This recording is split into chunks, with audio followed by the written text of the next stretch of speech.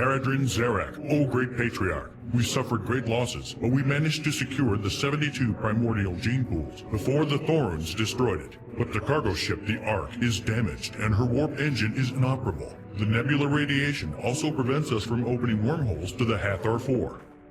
Nephral, what the Ark carries is the most precious cargo we have ever had to protect. Its loss means the end of our species. I cannot express its value better than that. Adakara and I will do everything possible to deliver the Ark. As the patriarch of our species, I must look beyond such matters to ensure the future of our kind. None of our lives can be more important than the safety of the Ark.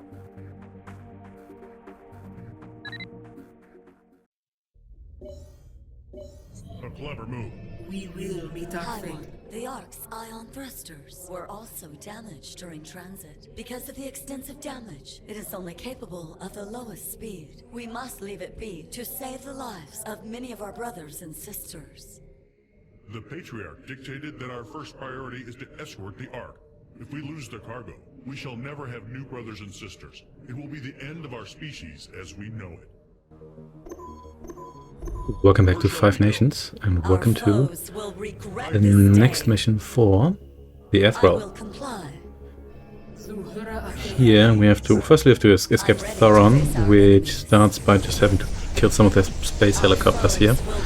Now space helicopters have really high shields, but they have low defense, but they also have these, I think those are Devastators, and they cut through our shields quickly like most Thoron weapons do. But they're not that great at being anti-armor. The capital ships can take quite a beating, but these guys can actually destroy one of them, and since all three of them need to survive, and the only other guys you have are the Warp Glider and the Clairvoyant. I'm not quite sure why they always give you a Warp Glider, maybe as a scout or so, but then again your big boys are actually the better scouts, I would say. Yeah, thankfully you do have a Clairvoyant for healing, and you also have one of the other capital ships that can do healing as well. So, since there's no time limit, you can just rest after every encounter and regenerate fully if you really want to. So these cannons here, the cannons outrange, I believe, every one of your units except for the Neda. Actually, no, it's the Anarch. Where shall we go? Yeah, and there's lots of evil space folk here. You can go through there, but I think some of them might actually be dead ends, so it's probably something you don't want to go through. So it's best to just stick to the path. Yeah, the healing ability here, let's see that we keep everybody nice and healthy. Your capital ships have quite a lot of energy here. The Neda has more. Actually, no, that's the Anarch. Yeah, the Anarch has more. Yeah, let's save this Warp Glider here. The Anarch has more shields, considerably more, but I think the Neda has more health, or more hull rather. Yeah, the Arc is pretty beefy as well. It's taking minimum damage here, but that's fine. I'm ready to face our yeah, enemies. Forward. Where shall we go? If the capital ships here, they'll be good as scouts, damage spongers, and we take out stuff from a distance. Where shall we go? And yeah, there's enemy ships as well, but it's only like mid-tier units, so nothing too bad here. Not quite sure how the ethereal cloning process works exactly. I know they have those gene pools, but surely you could just copy those or use existing ethereal as a basic. I don't know, it's like sci-fi cloning. It's not actual cloning. I think like most sci-fi cloning, it works mostly by just kind of photocopying people. Yeah, almost down. There we go. These guys here shouldn't be too much of an issue. You don't really need to blow up all those habitats, but they do distract you. Oh, these guys here, yeah. They are very long range and they are very powerful. But they're not particularly sturdy, they have no shields. And they go down in no time. But yeah, their range, rate of fire, and damage output, they're pretty good. Rate of fire is also quite important for those guys because they're actually suitable at firing at smaller craft, which a lot of units are not. A lot of capital ships, they either just turn around too much and they can't properly aim at fighter craft or smaller craft in general, or they have issues. Is that cannon actually just firing at a rock here? I'm not sure. No, that's just the other habitat exploding behind it. Yeah, the warp glider is still alive. Well done, little warp glider. Yeah, this takes a while, but it's fine. It doesn't take that long at the end of the day. Good. I'm ready to face our enemies. Where shall we go?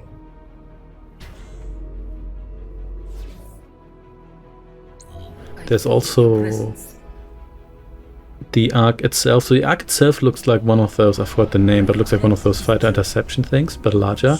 But it doesn't actually have that function. It's not a combat vehicle, it can't deploy. And it doesn't have any weapon system at all, actually. So you could use it as a damage sponge, but maybe you don't want to do that. And then again, if you're using your other unit as a damage sponge, you may as well use this one here, because it's not like those are more expendable. They're not. And they can, at least they can defend themselves, I suppose. Where shall we go? I'm ready to face our enemies. Good. Indeed. Not sure there's actually anything here. It could just be just crossroads. It could be that you can go like both ways here. And to be honest, it doesn't matter too much, does it? Agreed. Overall, there's only one like serpentine path. Watch out. Gorun interceptors. I'm ready. Fear not, High One. I have located a pair of rectors. We shall use them to repel the predators. Yeah, the Ark looks a bit like a rector, but it doesn't actually have the rector's function. Where shall we go? There's also yet another unit that looks a bit like the rector, but it doesn't have to be deployed. Yeah, but this is a good opportunity to lure these guys here into a trap. Yeah, you can see that the Ark looks a little bit like these guys here, but it's larger. I hear your will. But it's also like a spinning tripod thingy. Now the fighters, I think if you move just right into the group, they're just all gonna come for you, which is not good. But you can also just lure some of them down. Like one or two of them come after your rectors. The rectors actually need energy to attack, but they always hit. They don't really aim at units. They're like the mines. They just kind of hit the enemy and that's it, which is nice. Yeah, can just lure these down here. That's not going to be much of a problem. There's some ethereal ruins in the back.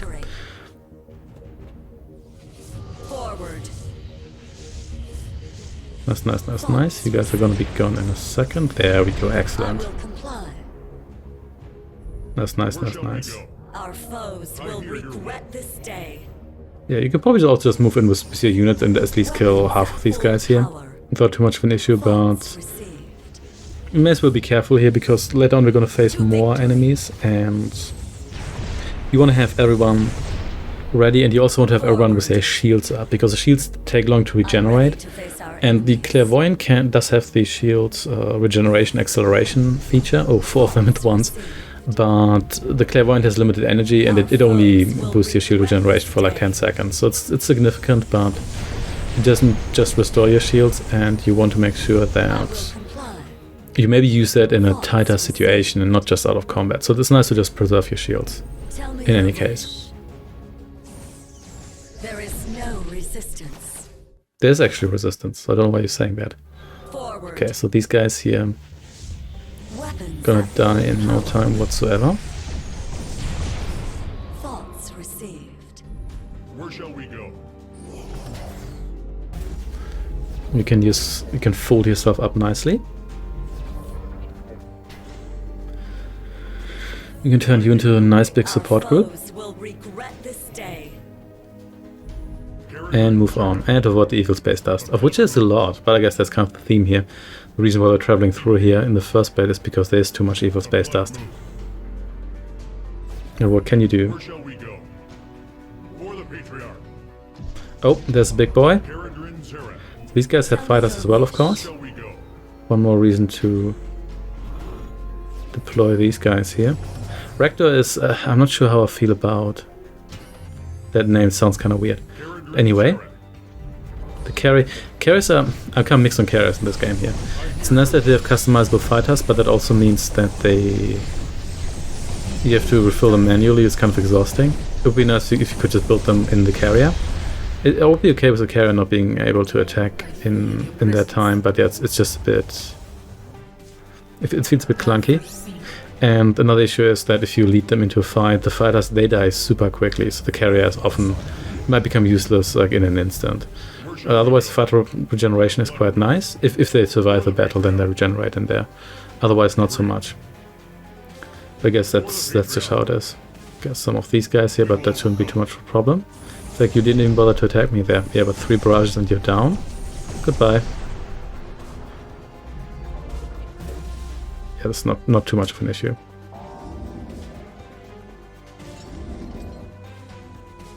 Nice, nice, nice, nice. Our foes will regret this day. Oh, of course the clairvoyant there is moving through the fog. Yeah, this just happens. As a general rule, units have no sense of self-preservation regarding the fog. Same for enemy units. Occasionally just move into the fog and they just stay there and die. I guess it's just not be considered like an obstacle. So because the enemies and your own units, they do move out of the way of other obstacles. And hey, some friendly faces. Will regret this day. Not quite sure we're getting supply silos there. But I guess maybe just for flavor.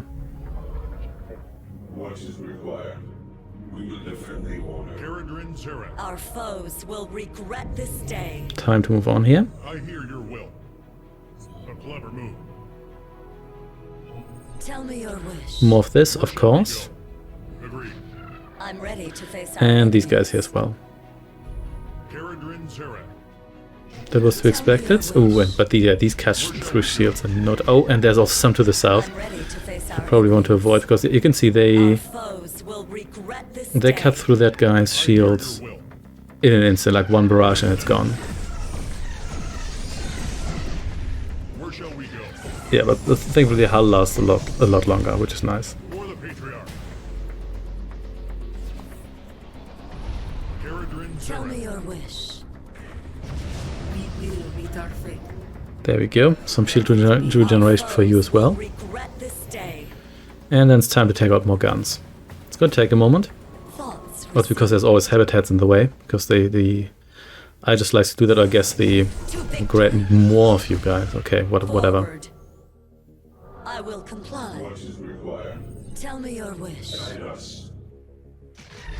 Where shall I'm we ready go? to face our enemies.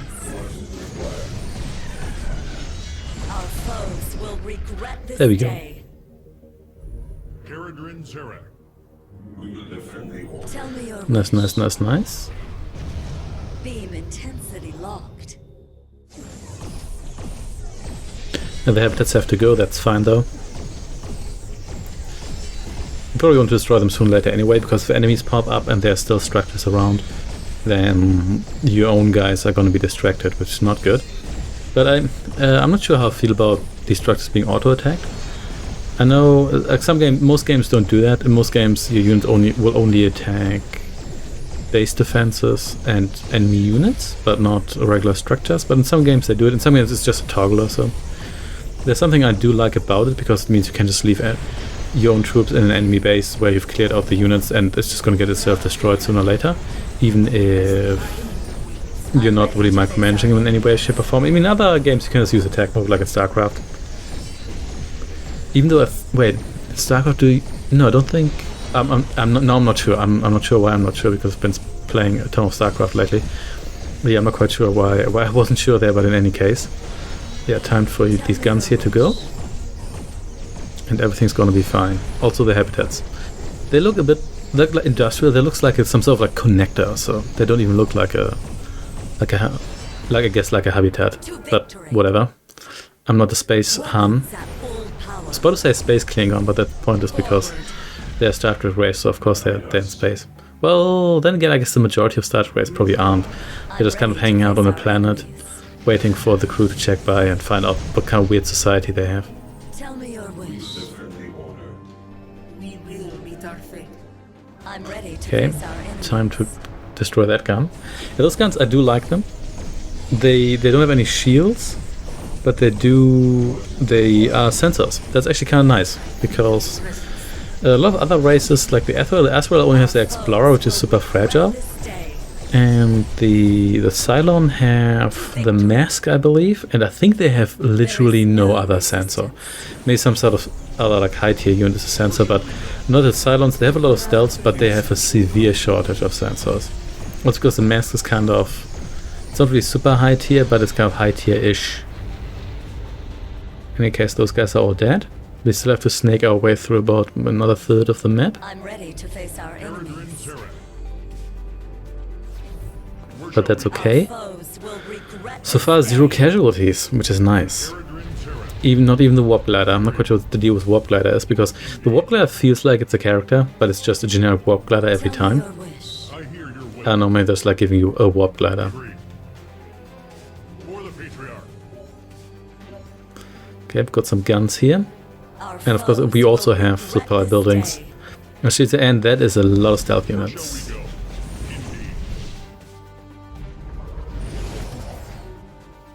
Time for you to deploy, and shields are down.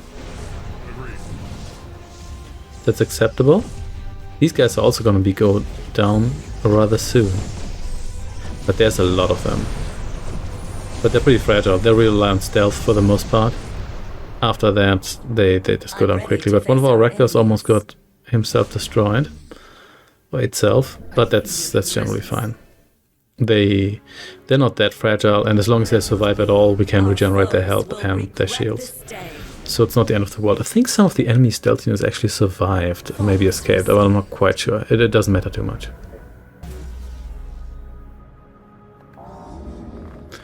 Just float over here. I hear your will. I'm ready to face our enemies. Yep, regenerate that hull, because we need it. I guess the Anna kind of looks like just a larger version of a mid-tier ship. I think it's kind of like a UFO with like an Enterprise thingy on top of it. Tell me your wish. So if there are any enemy units left, I guess they can't be bothered to come after us. That's okay with me. For the Patriarch. A clever move. I'm ready to face our enemies. Good. And more of you here. Will regret this day. Get into position, and we have to move through fog. A bit mixed on moving through fog. It does slow you down. It can actually be an advantage because the enemy comes after you, which the AI generally likes to do. It also slows them down, giving you an option to just pick them up from a distance while their speed is down. So I think more often than not, this fog may actually be to your advantage. I hear your will. Agreed. For the Patriarch.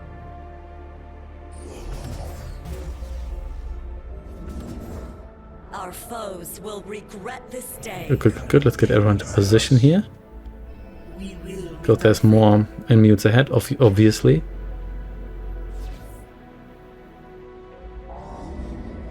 I'm ready to face our enemies.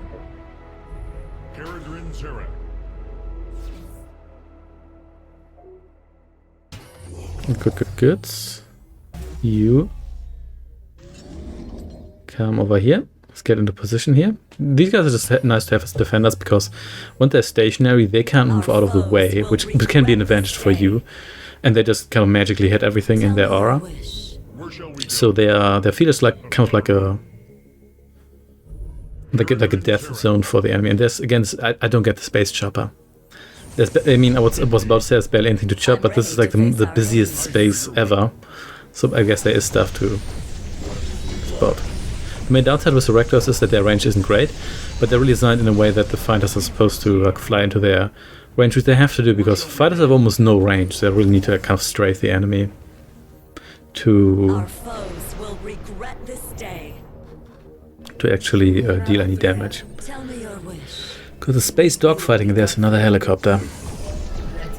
Well, whatever. Just take it out.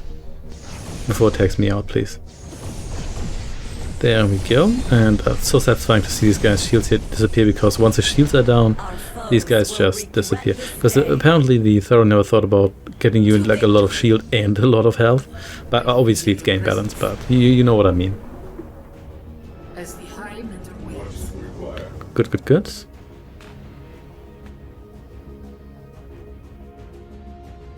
Let's get over here. Zerek. A clever move. And We will meet our fate. Your intent is true. you follow. Yeah, use your hero ships. They're really meant to be. They're meant to be like the staple of your army. Oh, evil space dust. It's not so good. You have to fly through there. Yeah, keep in mind this also drains your energy bar. So if you plan on using special weapons or just heal yourself right afterwards, that might actually not work out quite as well as it should. Which I find kind of interesting. I like that there's like this dead zone. It's not overused so far. Something tells me there's going to be a mission where we have to move through the evil space fog to attack the enemy or so, and the enemy doesn't have to for some reason, or they just happen to have like tech that makes them immune that we will then never see when we play as that faction again. But what can you do? At least there's not a whole lot here, so this is not actually, yeah, it's not that bad. But there's, however, a lot of enemy fleet here. I hear your will. Oh no, there is a Thoron blockade in front of us. We can't break through. High One Nephril and Adkara. It is fortunate that you are alive and well. I am here to help you at the request of the Patriarch.